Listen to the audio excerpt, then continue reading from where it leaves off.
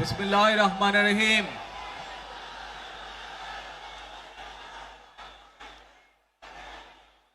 প্রিয় বাংলাদেশ,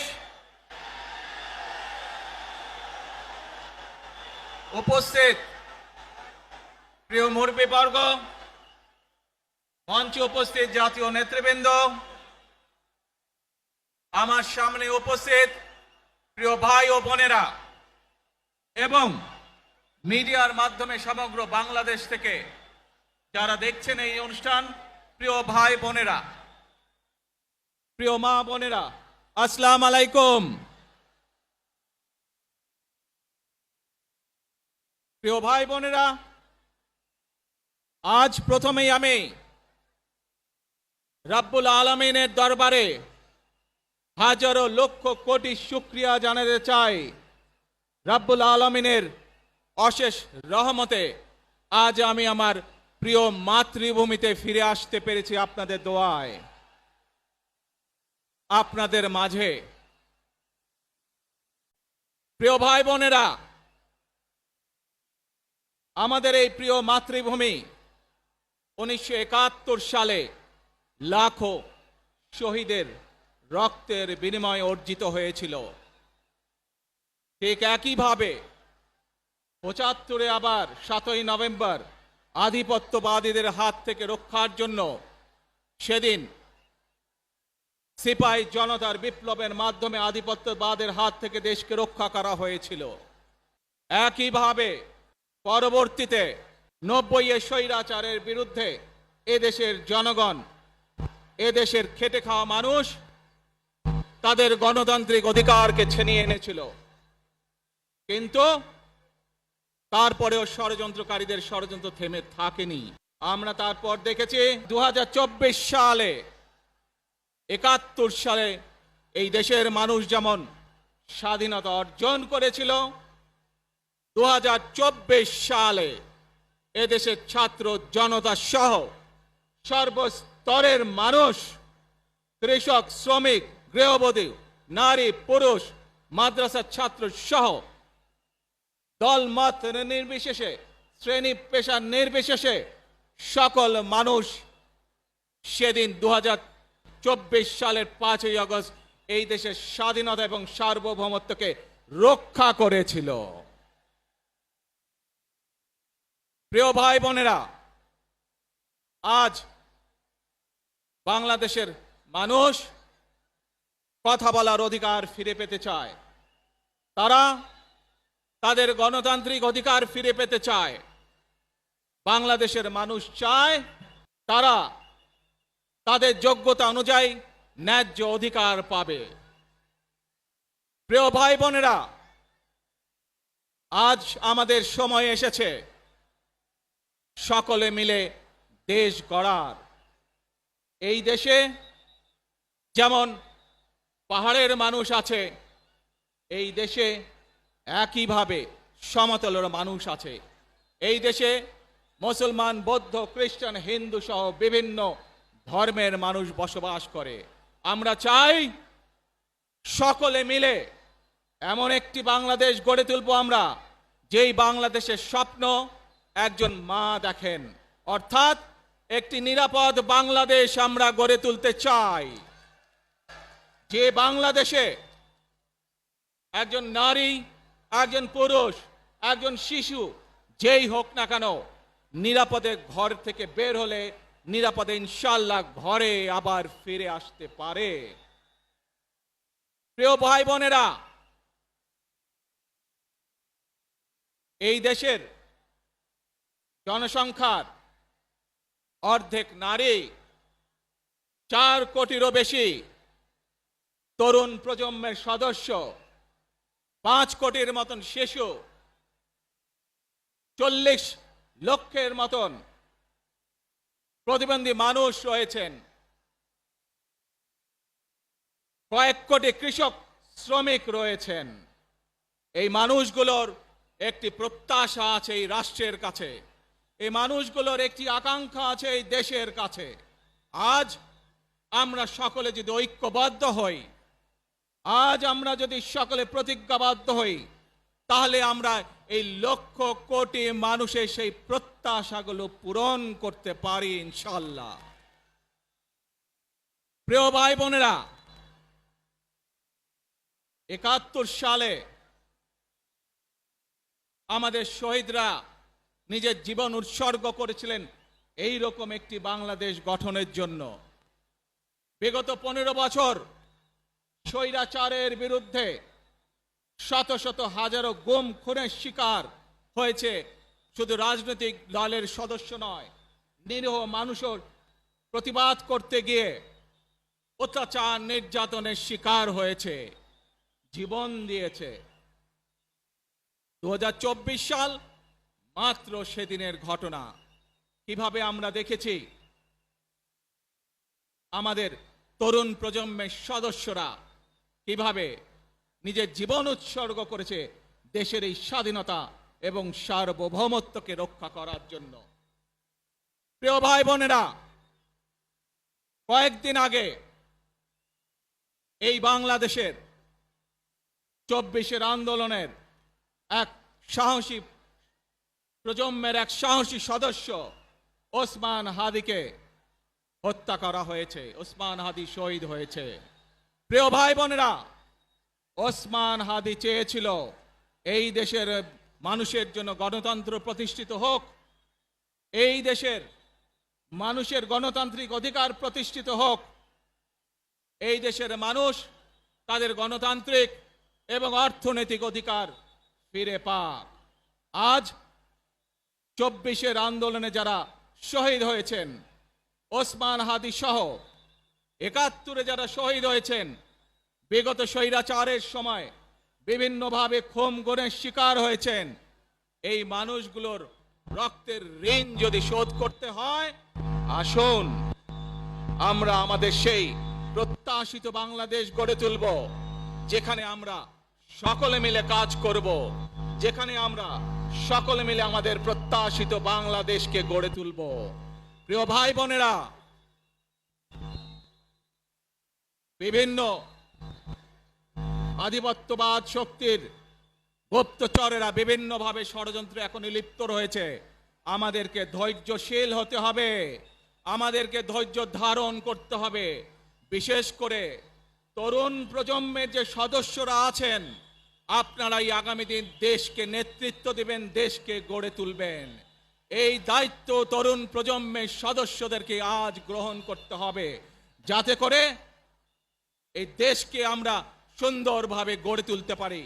শক্ত ভিত্তির উপরে গণতান্ত্রিক ভিত্তি, শক্তিশালী অর্থনৈতিক ভিত্তির উপরে যাতে এই দেশকে আমরা গড়ে তুলতে পারি। প্রিয় ভাই বোনেরা, আমার সাথে আজকে মঞ্চে এখানে বহু জাতীয় নেতৃবৃন্দ বসে আছেন। আসুন আজকে আমরা দুহাত তুলে আল্লাহর দরবারে দোয়া করি, আল্লাহর রহমত আমরা চাই। যে সকল জাতীয় নেতৃবৃন্দ এই মঞ্চে আছেন, মঞ্চের বাইরে যে সকল জাতীয় আরো নেতৃবৃন্দ আছেন, আমরা সকলে মিলে এই দেশকে নেতৃত্ব দিয়ে আমাদের বাংলাদেশের জনগণের প্রত্যাশিত সেই বাংলাদেশকে আমরা গড়ে তুলতে চাই। আমাদেরকে যে কোনো মূল্যে আমাদেরকে এই দেশের শান্তি শৃঙ্খলা রক্ষা করতে হবে। যে কোনো উস্কানির মুখে আমাদেরকে ধীর শান্ত থাকতে হবে। প্রিয় ভাই বোনেরা, আমরা দেশের শান্তি চাই, আমরা দেশের শান্তি চাই, আমরা দেশের শান্তি চাই। প্রিয় ভাই বোনেরা, মার্টিন লুথার কিং নাম শুনেছেন না আপনারা? নাম শুনেছেন তো আপনারা? মার্টিন লুথার কিং, তার একটি বিখ্যাত ডায়লগ আছে, আই হ্যাভ এ ড্রিম। আজ এই বাংলাদেশের মাটিতে দাঁড়িয়ে আপনাদের সকলের সামনে আমি বলতে চাই, বাংলাদেশ জাতীয়তাবাদী দলের একজন সদস্য হিসাবে আপনাদের সামনে আমি বলতে চাই, I have a plan for the people of my country, for my country. আজ এই পরিকল্পনা দেশের মানুষের স্বার্থে, দেশের উন্নয়নের জন্য, দেশের মানুষের ভাগ্যের পরিবর্তনের জন্য যদি সেই প্ল্যান, সেই কার্যক্রম, সেই পরিকল্পনাকে বাস্তবায়ন করতে হয়। প্রিয় ভাই বোনেরা, এই জনসমুদ্রে যত মানুষ উপস্থিত আছেন, এই সারা বাংলাদেশে গণতন্ত্রের শক্তি যত মানুষ উপস্থিত আছেন, প্রত্যেকটি মানুষের সহযোগিতা আমার লাগবে। প্রত্যেকটি মানুষের সহযোগিতা আমাদের লাগবে। আপনারা যদি আমাদের পাশে থাকেন, আপনারা যদি আমাদেরকে সহযোগিতা করেন, ইনশাআল্লাহ আমরা আই হ্যাভ এ প্ল্যান বাস্তবায়ন করতে সক্ষম হব। আসুন আমরা আল্লাহ রব্বুল আলামিনের দরবারে হাত তুলে প্রার্থনা করি, আমরা জানো হে রব্বুল আলামিন, হে একমাত্র মালিক, হে একমাত্র পরওয়ারদিগার, হে একমাত্র রহমত দানকারী, হে একমাত্র সাহায্যকারী, আজ আপনি যদি আমাদেরকে রহমত দেন, তাহলে আমরা এই দেশের মানুষ কঠোর পরিশ্রম করার মাধ্যমে আমাদের প্রত্যাশিত বাংলাদেশকে গড়ে তুলতে পারবো। আজ যদি আল্লাহর রহমত এই দেশ এবং এই দেশের মানুষের পক্ষে থাকে, আল্লাহর সাহায্য, আল্লাহর দয়া এই দেশের মানুষের উপরে, এই দেশের উপরে থাকে, ইনশাআল্লাহ আমরা আমাদের প্রত্যাশিত বাংলাদেশ গড়ে তুলতে সক্ষম হব। প্রিয় ভাই বোনেরা, আজ আসুন আমরা সকলে মিলে প্রতিজ্ঞা করি, আমরা সকলে মিলে প্রতিজ্ঞা করি যে ইনশাআল্লাহ আগামী দিনে দেশ পরিচালনার দায়িত্বে যারা আসবে, আমরা সকলে নবী করিম সাল্লাল্লাহু আলাইহি সাল্লামের যে ন্যায়পরায়ণতা, সেই ন্যায়পরায়ণতার আলোকে আমরা দেশ পরিচালনার সর্বোচ্চ চেষ্টা করব। প্রিয় ভাই বোনেরা, আজ আপনারা জানেন এখান থেকে আমি আমার মা দেশনেত্রী খালেদা জিয়ার কাছে যাব। একটি মানুষ, যে মানুষটি এই দেশের মাটি, এই দেশের মানুষকে নিজের জীবনের থেকেও বেশি ভালোবেসেছেন, তার সাথে কি হয়েছে আপনারা প্রত্যেকটি মানুষ সে সম্পর্কে অবগত আছেন। সন্তান হিসাবে আপনাদের কাছে আমি চাইবো, আজ আল্লাহর দরবারে আপনারা দোয়া করবেন যাতে আল্লাহ ওনাকে তৌফিক দেন, উনি যাতে সুস্থ হতে পারেন।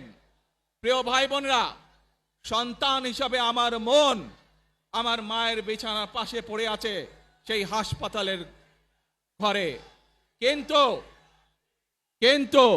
সেই মানুষটি যাদের জন্য জীবনকে উৎসর্গ করেছে, অর্থাৎ আপনারা এই মানুষগুলোকে, যাদের জন্য দেশনেত্রী খালেদা জিয়া জীবন উৎসর্গ করেছেন, নিজের জীবন, সেই মানুষগুলোকে আমি কোনোভাবেই ফেলে যেতে পারি না। এবং সেজন্যই আজ হাসপাতালে যাবার আগে আপনাদের প্রতি সহ টেলিভিশনগুলোর মাধ্যমে যারা সমগ্র বাংলাদেশে আমাকে দেখছেন, আপনাদের সকলের কাছে কৃতজ্ঞতা প্রকাশ করার জন্য আজ আমি এখানে দাঁড়িয়েছি আপনাদের সামনে। প্রিয় ভাই বোনেরা, আসুন আমাদেরকে আজকে নিশ্চিত করতে হবে, আমরা যে ধর্মের মানুষ হই, আমরা যে শ্রেণীর মানুষ হই, আমরা যে দলেরই রাজনৈতিক দলের সদস্য হই অথবা একজন নির্দলীয় ব্যক্তি হই, আমাদেরকে নিশ্চিত করতে হবে যে কোনো মূল্যে আমরা আমাদের এই দেশের শান্তি শৃঙ্খলাকে ধরে রাখতে হবে। যে কোনো মূল্যে যে কোনো বিশৃঙ্খলাকে পরিত্যাগ করতে হবে। যে কোনো মূল্যে আমাদেরকে নিশ্চিত করতে হবে যাতে মানুষ নিরাপদ থাকতে পারে। শিশু হোক, নারী হোক, পুরুষ হোক, যে কোনো বয়স, যে কোনো শ্রেণী, যে কোনো পেশা, যে কোনো ধর্মের মানুষ যেন নিরাপদ থাকে, এই হোক আমাদের চাওয়া আজকে। প্রিয় ভাই বোনেরা, আসুন প্রিয় ভাই বোনেরা, সবাই মিলে আজ আমরা প্রতিজ্ঞাবদ্ধ হই, সবাই মিলে করব কাজ। কে জোরে আরো, সবাই মিলে করব কাজ, কর্মমোদের বাংলাদেশ। ইনশাআল্লাহ আপনাদের সকলের কাছে দোয়া আছে, আবারও সকলকে যে কোনো মূল্যে দেশে শান্তি শৃঙ্খলা রক্ষার আহ্বান জানিয়ে যে কোনো বিশৃঙ্খলাকে পরিহার করে ধৈর্যের সাথে মোকাবেলা করার আহ্বান জানিয়ে আমার বক্তব্য শেষ করছি। আবারও আপনাদের কাছে কৃতজ্ঞতা প্রকাশ করছি আজকে আমাকে এইভাবে বরণ করে নেওয়ার জন্য। আল্লাহ হাফেজ। বাংলাদেশ জিন্দাবাদ, বাংলাদেশ জাতীয়তাবাদী দল জিন্দাবাদ। আসসালামু আলাইকুম।